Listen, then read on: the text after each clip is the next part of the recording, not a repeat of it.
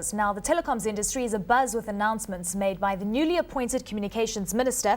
In this edition of the show, we take a closer look at what the telecommunications industry can expect in 2011 from both a business and regulatory perspective. Now, joining me in studio to give us their take on what lies ahead is Angus Hay, Chief Technology Officer at NeoTel, Tim Walter, General Manager, Product and Marketing at Nashua Mobile, and Rudolf Miller, founder at My Broadband. Gentlemen, thank you so much for joining me today. Compliments of the season. Angus, let's start off with you. Local loop unbundling, it seems to be the buzzword for now, and we also know that the Department of Communications is saying that they've set a deadline for November. Let's start off by talking about how important it is in the overall South African context. Yeah. I think first, just to indicate what is the local loop and what is unbundling. Yes. The local loop is that last piece of copper wire that usually runs from your local exchange into a house or a premises or business and so on. And all around the world, there's been unbundling of that local loop. In other words, the incumbent operator has been forced, in many cases, to give access to that to other competitors. And so local loop unbundling is something which is covered in terms of South African legislation, and we're essentially waiting for the completion of the regulations, and there's a deadline that was set of November 2011 for the implementation. Well, like most things in the industry, it seems that government has dragged its heels. Some say that the local loop unbundling that is set to occur is far too late, a little too late. Would you agree with that, Tim? I would agree with it. If you just take our broadband service as a whole, we're probably the only country in the world where we've got more HSPA, in other words, wireless broadband connections than fixed line connections, which is, I think, affecting the market in the long term. Rudolf, your view on this, and whether you think that, Telkom, of course, is really worried about the process that is going to take place, and they're talking about it not being an essential service, and this is why we shouldn't see local loop unbundling in South Africa. Well, I think Telkom has indicated of late that they're more positive towards it. Typically, incumbents will fight it. That is seen worldwide. Incumbents will say, can't do it, it's a mess, and so forth. But I think when we come to deadlines, Telkom said they'll work with it, but they want the correct procedures which is in place, which is very fair. But we mustn't forget that this process has been going on for years. It should have started in the beginning of 2008. Now, all of a sudden, there's a November 2011 deadline, which was actually set in 2007. It's simply not going to be met. It's simple as that. I'll be quite surprised if the regulations are in place by November 2011. So good luck to the Department of Communications. Maybe they don't know Telkom that well, although they're the majority shareholder. So it's not going to happen by November 2011, but let's hope at least, as I say, the structures are in place for this to take place. Angus sitting with a very big smile. Do you think that they can meet the target? Look, I think we've got increasing confidence in ICASA. I'm also not absolutely certain that there is enough time to complete it, but I think what is true is it's been done many times before. And what we really need is for the regulator and perhaps the Department of Communications to look at those precedents. They need to look at countries where it's been done successfully. The UK, France, a number of European countries have had very successful local loop unbundling. And the regulations exist. They're written down somewhere. One needs simply to implement them in the right way. Tim, Rudolf mentioned something really interesting, that government's power over Telkom, and we know that its Class A shares, or golden shares as they're called, expire in March, and perhaps its power over the operator is not going to be as strong after March. How do you see this playing out? Can we achieve November deadline? Look, I think it's going to be tough, and I think you need a strong regulator. If you take what happened in the UK, there was very little movement until Ofcom, which is the UK regulator, put their foot down, and then we started to see faster and faster unbundling of the local loop in that country. But that took, I think, about 18 months before we started to see that momentum. So once again, I think we need a strong regulator. We need a government which isn't potentially biased in this regard. But for the industry to grow, it is critical. Yeah. How important is it right now? NeoTel being the alternative provider of landline. No, we've certainly said in the past, and we maintain this position, that in the absence of local loop unbundling, we've had to provide alternatives. So we've built out wireless networks. I think everybody knows us for digging up the roads and putting fiber optic networks down. So we've had to work on those alternatives. So it's not as if we absolutely require local loop unbundling to exist as a business, but certainly to make a more dynamic market and a more competitive market, local loop unbundling would make a big difference. I find it interesting, some statements from Telkom recently saying that they're actually considering some restructuring of the organization itself. And I think that, if anything, is very heartening, because that's really what has made it work very efficiently in the UK, is the fact that BT has a separate division called OpenReach. And they're planning to do that. That is what their strategy is. We've certainly heard it. I don't know if it's true. Telkom would have to say. Rudolf, your view on this? Yes, I think we actually reported on the fact that that Telkom actually is looking at a separate unit, as I say, to maybe even transfer all its fixed line assets, which will include its copper local loop, to this new division, and to be then this can either be managed by Telkom or even be managed by an outsourced company, who knows. But this will be a great step. If there is a company like that can manage a local loop, and then, for example, Neotel or whoever else can get access to it, then build other services on top of it, it will be magnificent. But as I said, before that will happen, good regulations must be in place, and also the price for this local loop must be determined. It will not make a big difference if the price of the copper line is just too high. Of course, price and maintenance and so forth. We'll get that in just a little while. Looking at the Electronic Communications Act, it basically says that the local loop is an essential service. Telkom is arguing that it's not, because the wireless local loop is also another option. Do you think that Telkom's argument stands? No, I don't.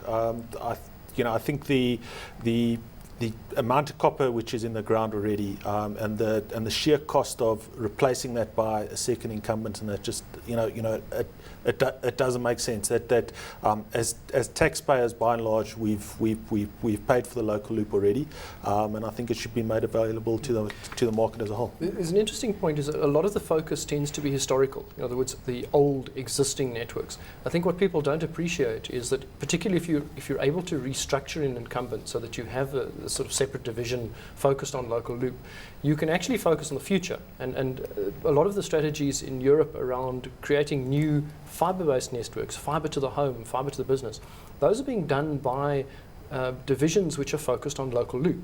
The example I gave is OpenReach in the UK, which OpenReach is building fiber optic networks, not just using old copper. So it's obviously about ensuring that there's growth in the market as well. You mentioned cost, and then I said, maintenance costs also a very big issue. Looking at the cost structures, of course, ICASA will play a very big role in this. What kind of costs are we looking at here? Well, we don't know. That is the big problem. Will Telkom, for example, charge a company like Neotel 130 Rand per line that they charge on retail level now? Will it be far lower than that? What if you want ADSL? Will you build your own DSLAM next to the normal exchange, and will you then have to pay some extra fee? And Telkom has long argued that they're actually running at a loss when it comes to simply the telephone line. So Telkom may have an argument to say, listen, I need to put voice services on top of it, or ADSL, to actually start to make a profit on it. And so we may well see a cost that is higher than 130 Rand. Will it be feasible then for guys like Neotel or somebody else to step in and produce services? I think it's possible if you bypass just a normal voice and then go to ADSL, for example, and then you can start to compete with them, which I hope happens. But as I said, it's very important that ICASA will say, this is the fee that you can charge for a piece of copper from the customer's home to the exchange, and no more. Unless that is in place, I don't think we're going to see much competition. Well, clearly, because Neotel is going to be a direct beneficiary of local loop unbundling, what have you guys speculated so far? In terms of whether it'll Cost. happen, or Yes, in terms of just cost? Look, from what we've seen coming from various hearings and so on, certainly the indication is that Telkom believes that it is under-recovering on its costs. But that said, a good regulator would enforce increased efficiency. So what tends to happen with this kind of regulation globally is that there might be a base cost that started with, and then it gets more and more efficient. You've seen this, for example, with the termination rates. The termination rates start at a certain level and have been projected to go downwards. In many instances, that's a reflection of improving efficiency. So the requirement is on the incumbent to improve their efficiency and lower their cost. So if, for example, their retail rate, as Rudolf was saying, is 130 Rand, firstly, wholesale should be below retail, and secondly, it should get better over time. Yeah. Do you agree with this, Tim? Do you see light at the end of the tunnel with pricing? I think if you just look from a consumer's perspective, probably depending on the DSL product you're buying, between 40 and 60% of your total monthly cost is tied up purely in the Telkom ADSL portion of that, and that's excluding your monthly Telkom line rental, which is an addition to that. If you add that in, you're probably looking at about 80% or rather 60 to 70% of your cost. So between 40 and 60% of the total monthly broadband cost right now is there's very little competition in unless the existing incumbents are prepared to sacrifice margin on that, which is also not sustainable. Well, Tim, looking at it from a technical perspective, what is the state of Telkom's copper lines at this point in time? Will it be able to handle the additional load? I think they should. I think the biggest problems right now is as far as efficiency goes in getting the lines provisioned. Once the line's provisioned, it seems to run fine, barring normal interruptions. But to get a line provisioned right now, we're looking at anywhere between 10 and 300 days to get a line provisioned, which is just not good enough. Maybe I can just step in. There have been some complaints that there is congestion, not necessarily with the copper line portion. Obviously, that can't be congested because it goes to your copper line that goes to the exchange. But there have been some complaints of even in exchange congestion and congestion on the backhaul. And another issue in South Africa is obviously that we've got quite a long local loop. So a copper line can be 5 or 6 or 7 or 8 kilometers away from the exchange, where it becomes very difficult to offer ADSL. So when we go to let's say ADSL 2+ or a next generation of ADSL with higher speeds, you must get closer and closer to the exchange to, for example, maximum of 1.5 or 2 kilometers to go to 20 megabits per second. So that may be a problem, and it needs a tremendous amount of investment to make sure that this local loop is then shortened. Maybe here other guys like Newtel, for example, can step in to say, listen, we've got fiber, I'm fairly close to this to the subscriber, so just give me access to this piece of copper, and then up to a certain point, and from there onwards we'll carry the traffic. So it's an interesting dynamic. I don't know how they're going to solve it, but it needs investment to actually shorten this copper local loop. A synergy such as Rudolph suggested, is that a possibility in the future? Yeah. I think what is certainly true is that you have the concept of deep fiber. So in other words, the backhaul networks, the networks that are not part of that last mile local loop, they need to get closer and closer to customers. And I think we've seen that happening everywhere. I think everyone's familiar with the fact that a lot of infrastructure now that we see in the streets is fiber based already. Even a lot of Telkom's own infrastructure, there's fiber very, very close to many areas, but not necessarily shortening that local loop. And I think that in summary, the devil is in the detail here. The ICASA needs the technical competence, not just the commercial and the legal competence. They need the technical competence to go ahead and make regulations to make this kind of technical regulation work.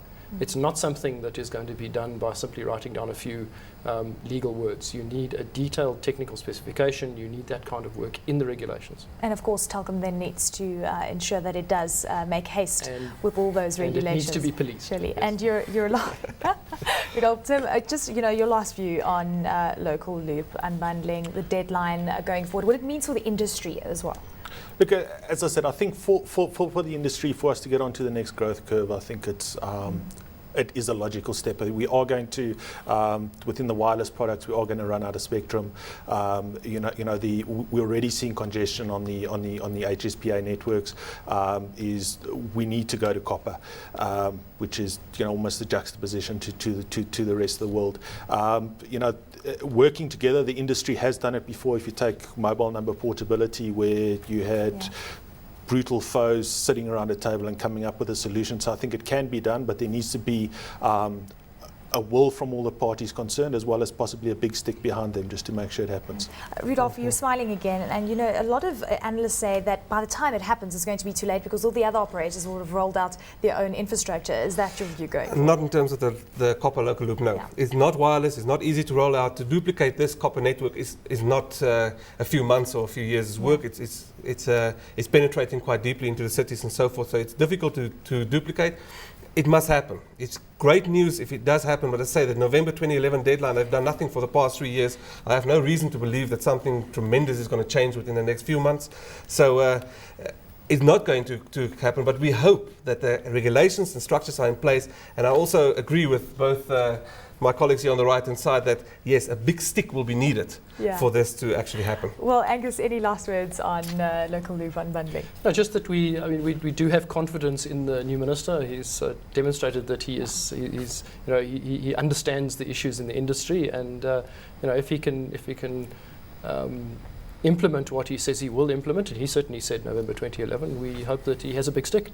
Exactly. Well, it's a new year, and of course we are very optimistic about 2011.